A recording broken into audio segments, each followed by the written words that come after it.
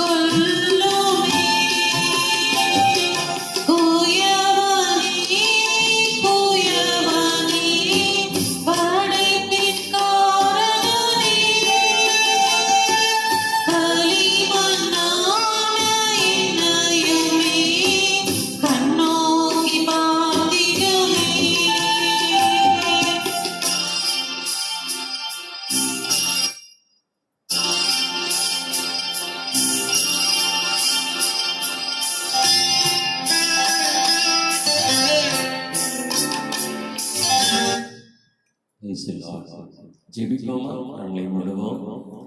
இந்த மாலை நிகழ்ச்சியை தேவன் நமக்கு ஆசீர்வாதமாய் நடத்தி தரும்படியாக சபை மக்களுக்கும் இது ஒரு பெரிதான மேன்மையை கொண்டு வர வேண்டும்.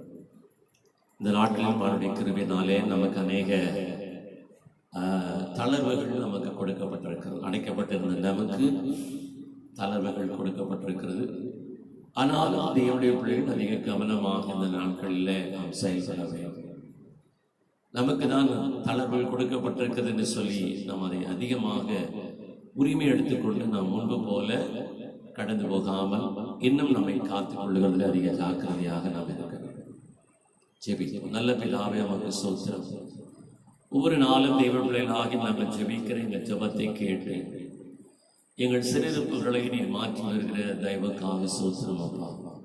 இந்த நாளிலும் ஒரு சில தளர்வுகளை எங்களுக்கு தந்திருப்பதற்காக ஸ்தோத்திரம். அது நிமித்தம் நாங்கள் உம்முடைய நாமத்தை நாங்கள் மகிமைப்படுத்துகிறோம்ப்பா.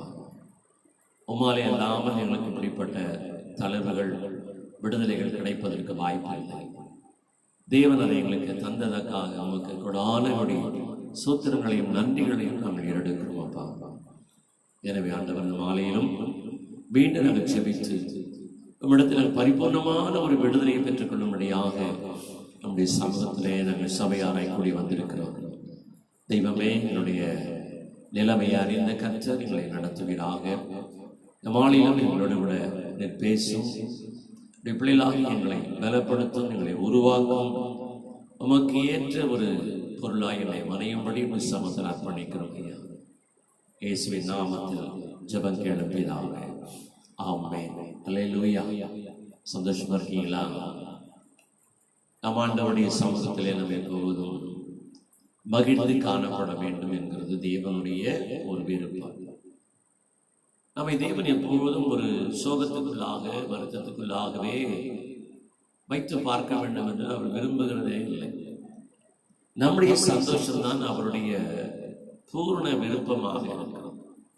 எனவே தான் நம்ம சொல்ல, நம்ம துக்கம் சந்தோஷமாய் மாறும். இந்த பூமிக்குரிய வாழ்க்கையிலே தேவன் நம்முடைய துக்கங்களை சந்தோஷமாய் மாற்றுகிறார். நித்திய ராஜ்யத்திலே நாம் என்னென்றைக்கும் சந்தோஷமாய் தேவ சமூகத்திலே நாம் மகிழ்ந்து அவரை மகிமைப்படுத்த ஒரு பெரிதான கிருபையை தேவன் நமக்கு வைத்திருக்கிறபடினாலே நன்றி இருதயத்தோடு நாம் அவருக்கு நன்றி செலுத்தி அவரை நோக்கி பார்த்து நாம் மீண்டும் ஒரு பாடலை நாம் கேட்போமா? கர்த்தர் உண்மையாகவே இந்த நாளிலே நம்மிலே மகிமைப்படுவாராக. ஏனென்றால் நம்மை அழைத்த தேவன் அவர். எனவே நம்மை அழைத்தவர் எல்லா இடங்களிலும் நம்மை கைவிடவே மாட்டார். நம்முடைய மீட்பரும் அவரே, நம்முடைய இரட்சகரும் அவரே. எனவே கன்மலையும் மீட்பரும் ஆகிய இயேசு கிறிஸ்துவின் நாமத்தினாலே நாம் ஒவ்வொரு நாளும் விடுதலை பெற்று வாழ்கிறதுக்கு ஆண்டவர் நமக்கு நிச்சயமாகவே அனுகிரகம் செய்வார். அந்த பாடலை நாம் கேட்போமா? Thank you.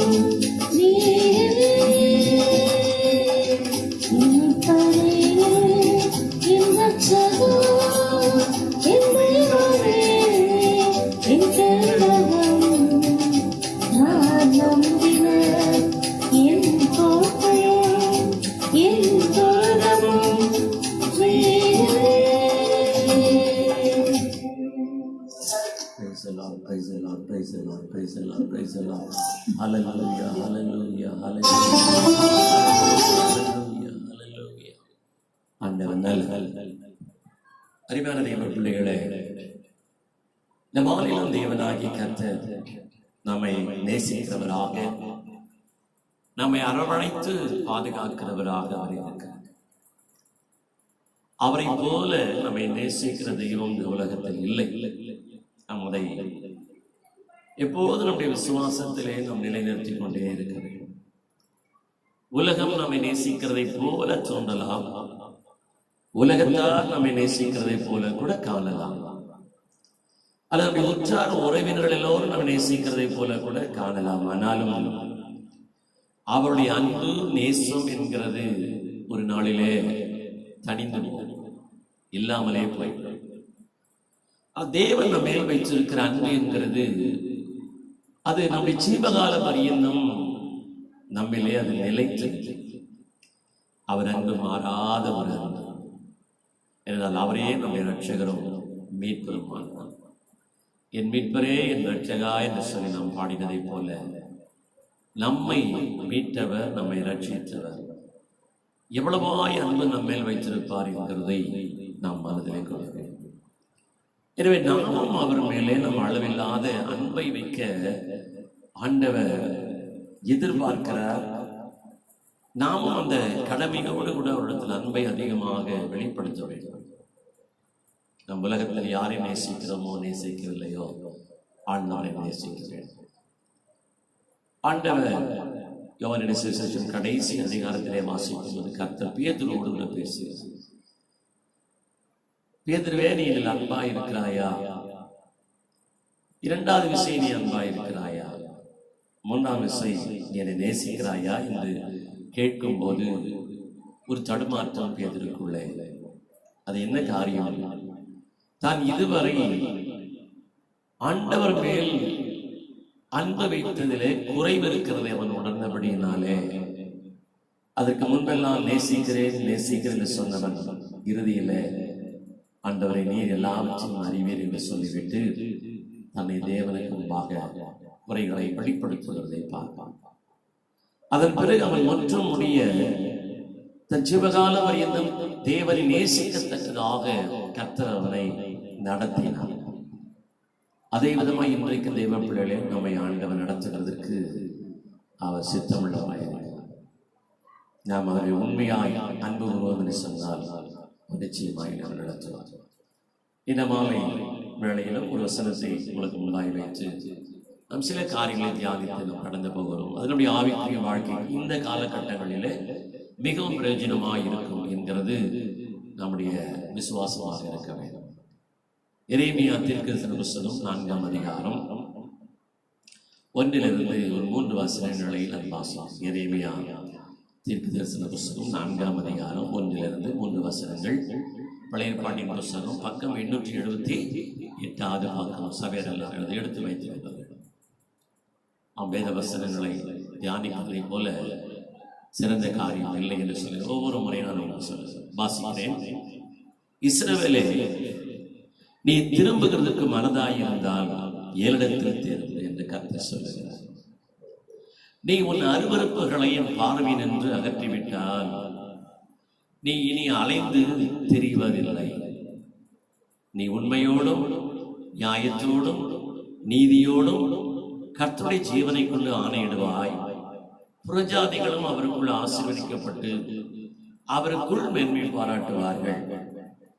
யூதா மனுஷரோடும் எருசலேமியரோடும் கர்த்தர் சொல்கிறது என்னவென்றால், நீங்கள் முள்ளுகளுக்குள்ளே விதையாதிருங்கள், உள் தரிசு நிலத்தை பண்படுத்துங்கள். ஆண்டவர் இன்றைக்கு நம்மிலே ஒரு மாற்றத்தை, அவர் விரும்புகிற மாற்றத்தை தேவன் நம்மிலே எதிர்பார்க்கிறார்.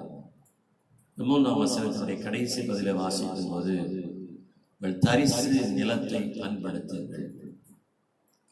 ஒரு விதைக்கிறதுக்கு முன்பு அந்த நிலத்தை அவன் கவனித்து பார்ப்பான். அந்த நிலம் எந்த விதமான நிலவில் இருக்கிறது என்று பார்த்து அதை அதிகமாக பண்படுத்துகிறதுக்கு தான் அதிக முயற்சி செய்வான்.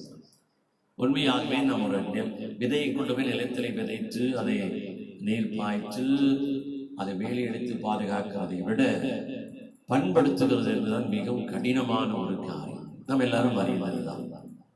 இன்னைக்கு நம்மை சூழ அநேக பயிர் நிலங்கள் இருந்தது, இப்பொழுதும் இருக்கிறது. நாம் அதை எல்லாவற்றையும் நாம் கவனித்திருக்கிறோம். ஒரு நிலத்தை பண்படுத்துகிறது என்கிறது மிக முக்கியமான ஒரு காரியம். இன்னைக்கு ஆண்டவர் நம்முடைய வாழ்க்கையை பண்படுத்தும்படியாக தேவன் நம்மை அழைக்கிறார். ஏன் ஆண்டவர் அழைக்கிறார்? இன்றைக்கு நம்முடைய வாழ்க்கையில அநேக தேவையில்லாதவைகள் இருக்கிறது. எப்படி ஒரு தரிசு நிலம் என்று சொன்னால் அந்த நிலத்திலே கல்லு கிடக்கும், முட்கள் இருக்கும், தேவையில்லாதவர்கள் எல்லாம் அங்கே இருக்கும். அங்கே அந்த விதைக்கு ஏற்ற ஒரு வேளை குலன் இல்லாமல் இருக்கும், எல்லாமே குறைபட்டிருக்கும். அதான் ஒரு தரிசு நிலம்.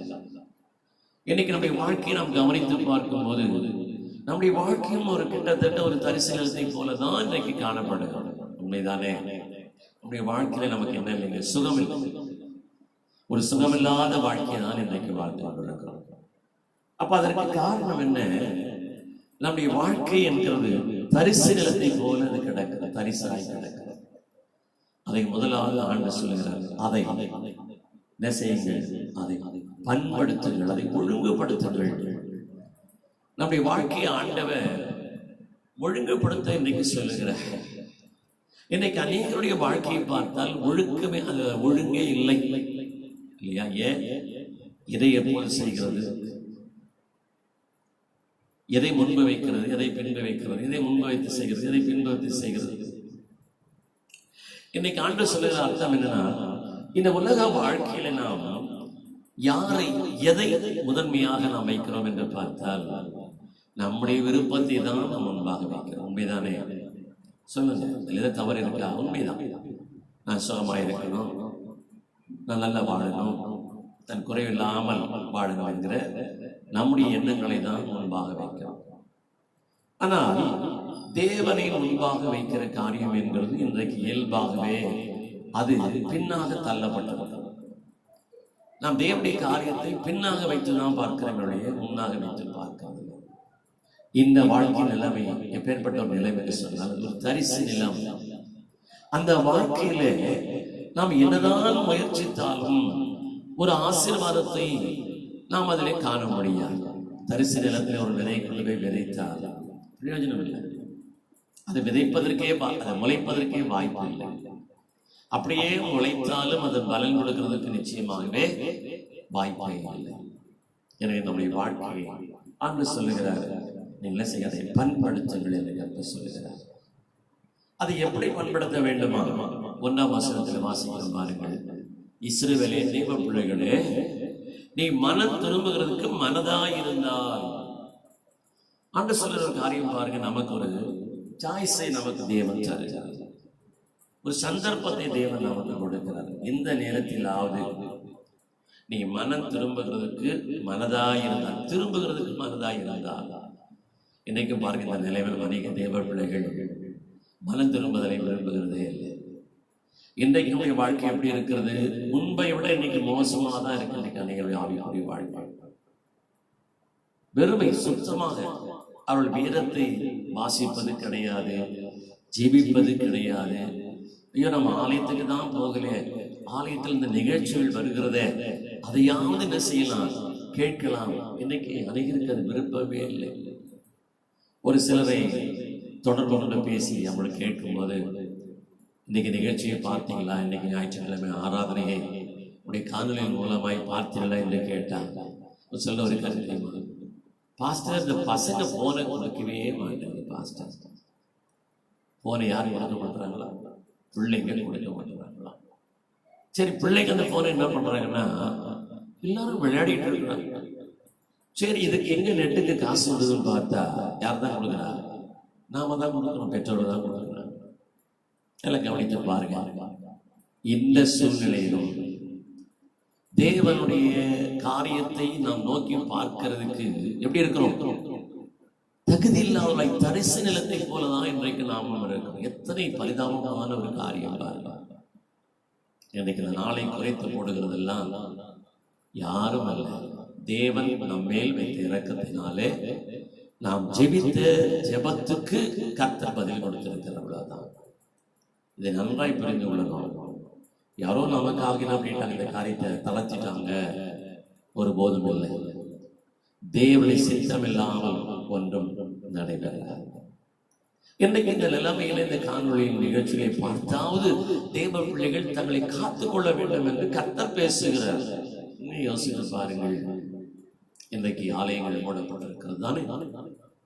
ஆனாலும் ஆலயம் திறந்து வைக்கப்பட்டிருந்த நாட்களை விட இந்த காலகட்டத்தில் தான் அதிகமான ஆராதனைகள் ஆலயத்தின் மூலமாக ஒளிபரப்பப்பட்டு கொண்டே இருக்கு. அதில் நாம எப்படி இருக்கிறோம்? இருதயத்தை கடினப்படுத்தி கொண்டிருக்கிறோம்.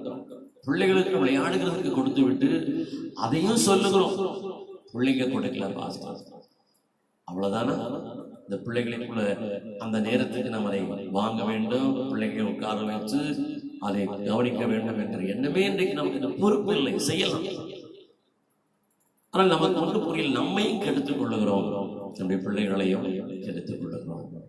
கர்த்தர் சொல்லுங்கள், நீங்கள் திரும்புகிறது மனதாயாத இந்த நாளிலாவது இப்பொழுதாவது நீங்கள் திரும்புகிறதுக்கு மனதாயா இருந்தால் எங்க திரும்ப சொல்லுகிறார்? என்னிடத்தில் திரும்புங்கள், தேவனிடத்தில் திரும்பணும்.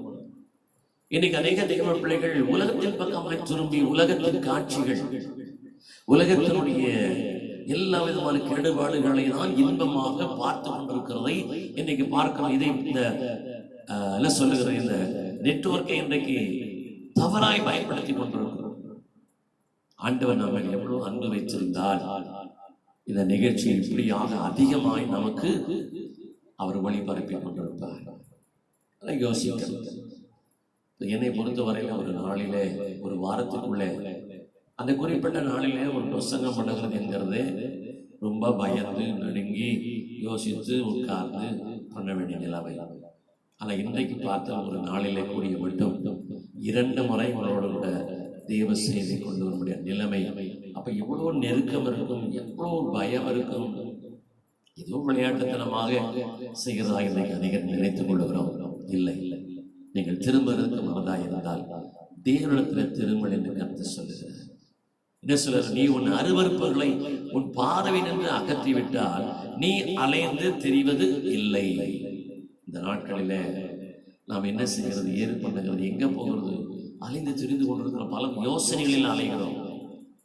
செயல்களில் நாம் அலைய முடியாவிட்டாலும் யோசனையில் அலைந்து திரிந்து கொண்டிருக்கிறோம். நாளை என்ன செய்கிறது, பின்பு என்ன செய்கிறது என்று நமக்குள்ளே அலைந்து திரிந்துகிற ஒரு எண்ணம் இருக்கிறது. அடுத்த சொல்லுகிறார், நீ அலைந்து திரிவதில்லை. தேவ பிள்ளைகளே, நாம் தேவனிடத்திலே திரும்பி வருவோம் என்று சொன்னால் நாம் அலைந்து திரிவது இல்லை. அடுத்தவர் சொல்றார், நீ உண்மையோடும் நியாயத்தோடும் நீதியோடும் கர்த்தருடைய ஜீவனை கொண்டு ஆணையிடுவாய். புறஜாதிகளும் அவருக்குள் ஆசீர்வதிக்கப்பட்டு அவருக்குள் மேன்மை பாராட்டுவார். நாம் மனம் திரும்பினால், நம்முடைய தேவனுடைய பார்வையில நம்முடைய அருவருப்புகளை நாம் அகற்றினால், நாம் அலைந்து தெரியாதபடிக்கு தேவன் நம்மை பாதுகாக்கிறது மாத்திரமல்ல, நம் நிமித்தம் இந்திய தேசத்தின் மக்களுக்கு ஒரு பெரிய என்ன கொடுக்கிறாராம், ஒரு விடுதலையை கர்த்தர் தருகிறார். எத்தனை ஆச்சரியம் பாருங்கள். ஆண்டவர்கள் இந்தியாவை காப்பாற்றும், எங்கள் சென்னையை காப்பாற்றும், எங்கள் தமிழ்நாட்டை காப்பாற்றும், எங்கள் மாநிலங்களை சூழ்ந்திருக்க மாநிலங்களை காப்பாற்றும் காப்பாற்றும் காப்பாற்றும் என்று நாம் கண்ணீரோடு ஜெபிக்கிறோம். நல்லது. ஆனால் அவைகளுக்கு ஏன் இன்றைக்கு பதில் இல்லை? நாம் எங்கு திரும்பி இருக்கிறோமா? வேறு பக்கம் திரும்பி இருக்கிறோம். கர்த்தர் சொல்லுது, என் பக்கமாய் திரும்பு, உன் அருவருப்புகளை என்னை விட்டு அகற்றி போடு. நீ அலைந்து திரிவதில்லை. நீ அலைந்து தெரிகிறது மாத்திரமல்ல, தெரியாமல் இருக்கிறது மாத்திரமல்ல, உன் நிமித்தம் உன் தேசத்தை, உன் தமிழ்நாட்டை, உன் கிராமத்தை தேவன் சுத்திகரிப்பார், பாதுகாப்பார் என்று கர்த்தர் சொல்லுகிறார். மூன்றாவது வசனம் பாருங்கள். ஈதோ மனுஷரோடும் எருசலேமியரோடும் கர்த்தர் சொல்லுகிறது என்னவென்றால், நீங்கள் முள்ளுகளுக்குள்ளே விதையாதிருங்கள், உங்கள் தரிசு நிலத்தை பண்படுத்தணும். முள்ளுகளுக்குள்ளே விதையாதிருங்கள். ஒருவன் ஒரு விதையை கொண்டு போய் விதைக்கிறவன் தரிசு நிலத்திலும் விதைக்க மாட்டான், முள்ளுள்ள இடத்திலும் விதைக்க மாட்டான். இந்த தரிசு நிலத்தை பண்படுத்தும் போதே அந்த முட்களை முட்செடிகளை என்ன செய்வான், வேரோடு பிடுங்கி எரிந்து விட்டுதான் அங்கு எதையில செய்வான், விதையை அவன் விதைத்தான். அவனுக்கு அது தெரியும், அப்படி விதைத்தாதான் அது பலன் கொடுக்கும், 100 பலன் கொடுக்கும் என்கிறது விதைக்கிறவனுக்கு அது தெரியும். பிள்ளைகளே, இன்றைக்கு நம்முடைய வாழ்க்கை எங்கே விதைக்கிறோம், எப்படி விதைக்கிறோம் என்கிறது நமக்கு தெரிந்த ஒரு காரியம்தான், தெரியாத காரியம் அல்ல. ஆனால் தெரிந்த காரியத்தை, அறிந்த காரியத்தையே தெரியாதவர்களை போல நம்முடைய வாழ்க்கையின் விதையை கொண்டு போய் எங்கெங்கோ விதைத்து விடுகிறோம் இல்லையா? லூக்கா நாம் வாசிக்கும் போது ஆண்டவர் பாருங்கள், அங்கு ஒரு விதைக்கிறவனுடைய உவமை குறித்து கர்த்தர் அங்கு பேசுகிறார். எடுத்து வைத்துக் லூக்கா 8ஆம் அதிகாரம், புதிய ஏற்பாட்டின் புத்தகம், பக்கம் 96 பக்கத்தை எடுத்து வைத்துக் கொள்வோம். அங்க ஒரு காரியத்தை கர்த்தர் சொல்லுகிறார். 5ஆம் வசனம் வாசிக்கிறேன். விதைக்கிறவன் ஒரு விதையை விதைக்க புறப்பட்டான். அவன் விதைக்கு சில விதை வழி அருகே விழுந்து மிதியுண்டது. ஆகாயத்தில் பறவை வந்து அதை பட்சித்து போட்டது. சில விதைகள் கற்பாறையின் மேல் விழுந்தது. அது முளைத்த பின் அதற்கு ஈரமில்லாதினால் உலர்ந்து போயிற்று. சில விதைகள் முள்ளு இடங்களில் விழுந்து முள் கூட வளர்ந்து அதை நெருக்கி போட்டது. சில விதைகள் நல்ல நேரத்தில் விழுந்தது. அது முளைத்து 100 பலன் கொடுத்தது என்று இவர்களை சொல்லி, கேட்கிறதற்கு காது உள்ளவன் கேட்க கடவன் என்று சத்தமிட்டு கூறினார். இயேசு சத்தமிட்டு கூறினார், கேட்கிறதுக்கு காது உள்ளவன். இன்ற நாட்களில் தெய்வ பிள்ளைகளே, இந்த வார்த்தையை கேட்டுக்கொண்டிருக்கிற நீ, காதுள்ளவன் கேட்க கடவுள், கேட்கிறதற்கு காதுள்ளவன். கேட்க மனதாயிருந்தால் கேட்க மனதில்லாமல் இருந்தால் அதை விட்டுவிடும். ஆனால் கேட்க மனதில்லாமல் அதை நீ விட்டால், நீ விதைக்கும் விதை வாழ்க்கை என்கிறது ஒரு நாள் பலன் தரார். இன்றைக்கு அநேகர் எவ்விதமாய் விதைக்கிறார்கள், வாழ்க்கையை விதைக்கிறார்கள். முதல் காரியம் சொல்லுகிறார், என்ன சில வழி அருகே ஏனோ தானமாக ஒரு வாழ்க்கை. என்ன நடக்க போது நடக்கட்டையா? நிறைய பேர் சொல்லுவாங்கல்ல, நடக்கிறது நடக்கும், அதை ஒன்றும் தடைப்பட முடியாது, நாம ஏன் யோசித்துக்கிட்டு நம்ம வாழ்கிறது போல வாழலாம் இல்லையா? இன்னைக்கு அப்படிதான் அன்னைகளுடைய வாழ்க்கை எங்க போகிறது? குடியிலே இன்னைக்கு அழிந்து கொண்டிருக்கிறது. இன்னைக்கு நாமும் தெய்வ பிள்ளைகள் ஒரு ஏனோதானமான ஒரு வாழ்க்கையை வாழ்கிறோம். அந்த வாழ்க்கையை நம்ம என்ன செய்யணும்? விட்டு விட வேண்டும். அந்த வாழ்க்கையை வாழ்ந்தால் அந்த வாழ்க்கையின் பிரயோஜனம் நமக்கு இல்லை, யாருக்காவது போய் சேரும், அவ்வளவுதான். இல்ல டாஸ்மார்க்ல குடித்து செலவு பண்ணா அந்த காசு அவங்க குடும்பத்துக்காக போகுது. அது எங்க போகுது பார்த்தீங்களா? எங்கேயோ போகும். அதே விதமாய்தான் நாம் எவ்வளவுதான் முயற்சி செய்து என்னதான் ஞானத்திலிருந்து உலகத்தில் வாழ்ந்தாலும் நம்முடைய வாழ்க்கை என்கிறது விதைக்கப்பட வேண்டியத்தில் விதைக்கப்படாமல் வழி அருகே ஏனோ தானமாக அர்த்தமில்லாமல் வாழ்கிற வாழ்க்கையிலே நாம் விதைத்தால் அது வீணாக போய்விடும். இரண்டால் பல சில விதைகள் கற்பாறையின் மேல் விழுந்தது. அது முளைத்த பின் அதற்கு ஈரம் இல்லாதினால் உலர்ந்து போயிற்று. கடின இருதயம். தேவனுடைய வார்த்தையை கேட்கும் போது அது நமக்கு நல்லதாக தோன்றுகிறது, ஏற்றுக்கொள்ளலாம். ஆனாலும் அது என்ன சொல்லுகிறது, அதன்படி நான் ஏன் வாழ வேண்டும் என்கிற ஒரு கடின இருதயம் இன்னைக்கு அநேகருக்குள்ள சபையில கூட வேத வசனத்தை போதிக்கும் போது ஒரு சில இருதயம் எப்படி தெரியும், அவர் சொல்றதை சொல்லிக்கிட்டே இருக்கட்டும். அவர் எப்பவுமே சொல்றதுதான், அது வழக்கமா சொல்றதுதான். தினந்தோறும் பிரசங்கம் பண்ணும்போது அப்படிதான் சொல்லிக்கிட்டே இருப்போம். அதான் சொல்லிக்கிட்டே இருக்கட்டும், நாமே அதை கேட்கணும் என்கிற ஒரு இருதயத்திலே ஒரு கடினம் பாரு. அந்த கடினத்தினாலே அந்த வசனம் கேட்கப்பட்டோம், அந்த விதை விதைக்கப்பட்டோம், அது என்னவாய் போய்விடுகிறதா? பிரயோஜனம் இல்லாமலே போய்விடுகிறது. மூன்றாவது காரியம் பாருங்கள். சில விதைகளில் சில விதைகள் முள்ளுள்ள இடங்களிலே விழுந்தது, முள் கூட வளர்ந்து அதை நெருக்கி போட்ட. சில விதைகள் முள்ளுள்ள இடங்களிலே. சிலருக்கு நல்ல வாழ்க்கை வாழ வேண்டும் என்கிற விருப்பம் இருக்கும். தேவன் சொல்லுகிறபடியே வாழ வேண்டும் என்கிற விருப்பத்தில் கூட விதையை விதைப்பார்கள். அந்த விதை என்ன செய்யும் தெரியுமா? வளர்ந்து கனி கொடுக்கிறதை போல் கனி கொடுக்கிற நிலைமைக்கு அது வரும். அப்ப என்ன செய்யணும் தெரியுமா? அந்த வாழ்க்கையை வேறு இடத்திலும் விதைக்க ஆரம்பித்து விடுவார்கள். ஆண்டவருக்குள்ளும் வாழ பிரியப்படுவார்கள், உலகத்திற்குள்ளும் வாழ பிரியப்படுவார்கள். ஆண்டவருக்குள்ளும் அந்த விதையை விதைத்து பார்ப்பார்கள் வாழ்க்கையை, உலகத்துக்குள்ளும் வாழ்க்கை விதையை விதைப்பார்கள். இந்த விதைப்பினாலே தேவனுடைய பிள்ளைகளே என்ன செய்கிறதா? அந்த உலகம் என்கிற வாழ்க்கை இருக்கிறது இல்லையா, இந்த உலகத்தினுடைய வாழ்க்கையில வருகிற நெருக்கங்கள் இருக்கிறது, அது என்ன செய்கிறதா? அவனை நெருக்கி போடுகிறது. அப்ப தேவனுக்குள் வாழ்ந்தும் பிரயோஜனம் இல்லை. ஒன்று தேவனுக்குள் மாத்திரம் வாழ வேண்டும், உலகத்திற்குள் வாழ்கிறதை நிறுத்திக் கொள்ள வேண்டும். உலகத்தை இரண்டும் இணைந்து வாழ்கிற வாழ்க்கையில உலகத்தின் நெருக்கம் என்று ரசிக்கிறதான் நம்மை நெருக்கி கொடுக்கிறபடியினாலே அதிக கவனம் தேவனுடைய பிள்ளைகளாய் நமக்கு தேவை. இறுதியில 8ஆம் வசனம், விதைகள் நல்ல நிலத்தில் விழுந்தது, அது முளைத்து 100 பலன் கொடுத்தது என்றார்.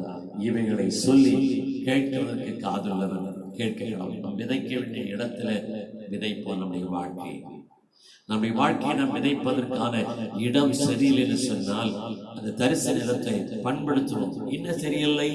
நமக்குள்ளே ஒரு சரியான விசுவாசம் இல்லை என்றைக்கு, வேதத்தை தியானிக்க வேண்டும் என்ற எண்ணம் இல்லை என்றைக்கு, ஜெபிக்க வேண்டும் என்கிற விருப்பமே இல்லை என்றைக்கு, அன்றைய சமத்தில் உட்கார்ந்து தேவ நிகழ்ச்சியை கேட்க வேண்டும் என்கிற விருப்பமே இல்லை. இந்த நிலைமையிலே ஒரு மாற்றம் என்னவா? நாம் அதை உண்டாக்கி கொள்ளும்படி கர்த்தர் சொல்லுகிறார். நாம் அதை உண்டாக்கி கொண்டால் நம்முடைய வாழ்க்கைங்கிற விதை நல்ல நிலத்திலே விதைக்கப்பட்டதற்கு எப்படி இருக்கிறதா? அது ஒப்பாகும். அது வளர்ந்து ஒன்று நெசுகிறதா? 100 கனி கொடுக்கும். இன்றைக்கு நாம் எதை ஏற்றுக்கொள்ள மனதாக இருக்கிறோம்? காது உள்ளவன் இல்லையா? அப்படி சொல்லுகிறார், கேட்கிறதுக்கு காது உள்ளவன். இன்னைக்கு நீங்க எல்லாம் கேட்டுக்கொண்டுதான் இருக்கிறீங்க. எத்தனை பேருக்கு இப்படிப்பட்ட வாழ்க்கையை வாழணும் என்கிற ஒரு விருப்பம் இருக்கிறது. அந்த விருப்பம் உங்களுக்கு இருந்தால் நீங்கள் நிச்சயமாய் கேட்கிறவர்களாக இருப்பீர்கள்.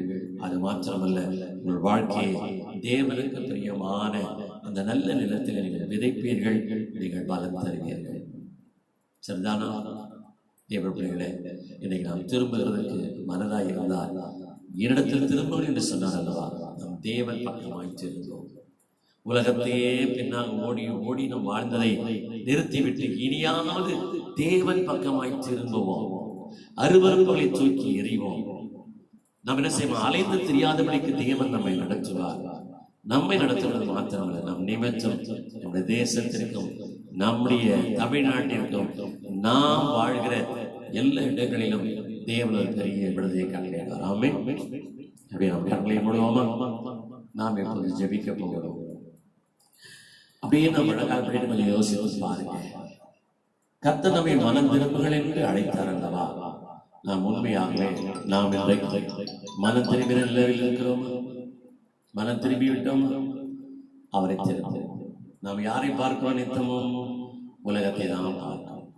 உலகத்துடைய பிரச்சனையே பார்த்து கொண்டிருக்கிறோம். அதை விட்டுடுங்க, அதை அவர் பார்த்து கொள்வார். அது அவருக்கு தெரியும். நம்மை குறித்து எல்லாமே அவருக்கு தெரியும். நம்முடைய தேவை என்னங்கிறது அவருக்கு தெரியும். எனவே நாம் அதை பார்க்க வேண்டிய அவசியம் இல்லை. நாம் பார்க்க வேண்டியது எல்லாம் அவரை பார்க்க வேண்டும். என் முகத்தை தேடுங்கள் என்று சொன்னீரே, உம்முடைய முகத்தையே தேடுவேன் கர்த்தாவே என்று என் இருதயம் சொல்லிட்டு என்று சொல்லி தாவீது சங்கீதம் 27 வாசித்திருப்ப எழுதியிருக்கிறதை நாம் வாசிக்கிறோம். என தேவ பிள்ளைகளே, நம்முடைய முகத்தை தேவன் பக்கமாய் திருப்புங்கள். கர்த்தர் நிச்சயமாகவே இந்த நாளிலே நம்முடைய ஜெபத்தை கேட்டு வருகின்ற நாட்களிலே ஒரு பெரிய காரியத்தை கர்த்தர் செய்ய போகிறார். அப்படியே நம்ம ஆண்டவரை ஸ்தோத்திரம் பண்ணுவோமா? ஹல்லேலூயா. ஸ்தோத்திரம் ஸ்தோத்திரம் ஸ்தோத்திரம் ஸ்தோத்திரம் ஸ்தோத்திரம் ஸ்தோத்திரம் ஸ்தோத்திரம் ஸ்தோத்திரம். துதிக்கிறோம் துதிக்கிறோம் துதிக்கிறோம் துதிக்கிறோம் துதிக்கிறோம் துதிக்கிறோம் துதிக்கிறோம் துதிக்கிறோம். ஹல்லேலூயா ஹல்லேலூயா. பிதாவே,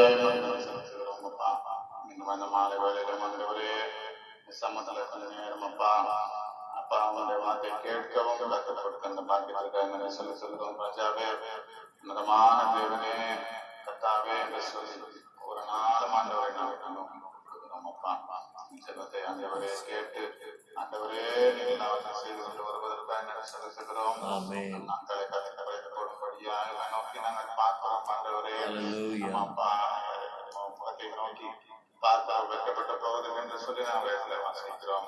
நம்ம ஆண்டவரே வாழ்க்கையில பார்த்து கொண்டிருக்கிற கேட்டு கொண்டிருக்கிற ஒவ்வொருடைய வாழ்க்கையிலும் ஆண்டவரே அவங்கள் வைக்கப்படாதபடிக்கு நோக்கி பார்க்கவும் ஆண்டவரே. கர்த்தாவே, மனிதர்கின் ஒரு அனுபவத்தோடு நோக்கி பார்ப்போம். ஆண்டவரே, ஒவ்வொருவரும் அப்பா நோக்கி பார்க்கட்டும் ஆண்டவரே.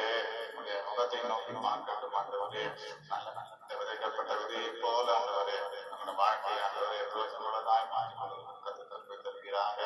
ஆவியானவரே வழி நடத்தும் என்று சொல்லி, ஆவியானவரே கிரியை செய்யும் என்று சொல்லி உங்கள் கரத்தில் வைக்கிறோம் அப்பா.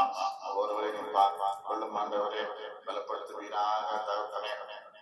அப்பா இருக்கிற அநேக ஆண்டவரே வியாதிப்பட்டு இருக்கிற ஆண்டவரே, வியாதிப்பட்ட ஒருக்காக இந்த வழியில் நாங்கள் தெரிவிக்கிறோம். ராஜாவே ஆண்டவரே, நீரே அப்பா நல்ல விடுதலை தரும்படியாய் ஜெபிக்கிறோம் அப்பா. வெள்ளவும் ஆண்டவன் பக்கமாய் திரும்பவும் கர்த்தர் உதவி செய்கிறாங்க. பலப்படுத்திக் கொள்ளும், காத்துக் கொள்ளும் ஆண்டவரே. விரைவில் ஆண்டவரே, நாங்கள் எல்லாரும் அப்பா ஒன்றாய் நாளைக்கு செய்யவும் கர்த்தர் கிருபை தரும்படியாய் ஜெபிக்கிறோம். துதிக்கிறோம் துதிக்கிறோம் மகிமைப்படுத்துகிறோம் அப்பா. துதிக்க நம்ம ஆண்டவர் எனக்காய் யாவையும் செய்து முடிப்பார், அச்சமே எனக்கில்லை. எல்லாம் செயல்படுவோம். ஆண்டவர் எனக்காய் யாவை செய்து முடிப்பார், அச்சமே எனக்கில்லை. என்னை நடத்தும் இயேசுவினாலே இதையும் செய்திடுவே. என்னை நடத்தும் இயேசுவினாலே இதையும் செய்திடுவே. அவரது கிருபைக்கு காத்திருந்து ஆவியில் பலனடைவே. அவரது கிருபைக்கு காத்திருந்து ஆவியில் பலனடைவே. ஆண்டவர் எனக்காய் யாவையும் செய்து முடிப்பார், அச்சமே எனக்கில்லை. பரமய வருத்தமோ வாட்டிடும் துன்பமோ எதையும் தாங்கிடுவே. பரமய வருத்தமோ வாட்டிடும் துன்பமோ எதையும் தாங்கிடுவே. அனுதின சிலுவையை தோளில் சுமந்து ஆண்டவர் பின் செல்வே. அனுதின சிலுவையை தோளில் சுமந்து ஆண்டவர் பின் செல்வே. ஆண்டவர் எனக்காய் யாவையும் செய்து முடிப்பார், அச்சமே எனக்கில்லை. ஆண்டவர் எனக்காய் யாவையும் செய்து முடிப்பார், அச்சமே எனக்கில்லை. ஆமாண்டவரே, நீர் எங்களுக்காக யாரும் செய்து முடிக்கிற தேவனாய் இருக்கிறபடியினாலே நாங்கள் பயமில்லாமல் வாழ எங்களுக்கு கிருபை செய்வதற்கு சோத்திரப்பா. நீர் எங்களை நடத்துகிறீர், உம்முடைய கிருபைக்குள்ளாய் எங்களை காத்துக் கொள்கிறீர்கள். வறுமையோ வருத்தமோ வாழ்க்கை துன்பமோ எதையும் தாங்கிடுகிற ஒரு பலனை சிலுவின் நிழல்களுக்கு தருகிறதற்காய் சோத்திரப்பா. உண்மையே நாங்கள் பயன்படுவோம், அர்ப்பணிக்கிறோம். இயேசுவின் நாமத்தில் ஜெபம் கேளும் பிதாவே, ஆமென். என் ஆத்துமாவே கர்த்தரை ஸ்தோத்திரி, என் முழு உள்ளமே அவருடைய பரிசுத்த நாமத்தை ஸ்தோத்திரி. என் ஆத்துமாவே கர்த்தரை ஸ்தோத்திரி, கர்த்தர் செய்த சகல பாவங்களையும் மறவாதே. ஆமென். நம்முடைய கர்த்தராகிய இயேசு கிறிஸ்துவின் கிருபையும் பிதாவாகிய தேவனுடைய அன்பும் பரிசுத்த ஆவியானவருடைய நம் அனைவரோடும் கூட கர்த்தர் வருக வரையில் நம்மை காப்பதாக. ஆமென், ஆமென். ஹல்லேலூயா. கர்த்தர் உங்களோடு இருப்பாராக. உங்களை கர்த்தர் நித்தமும் நடத்துவார். நாம் சந்தோஷமாக இருப்போம். ஆமென். Praise the Lord.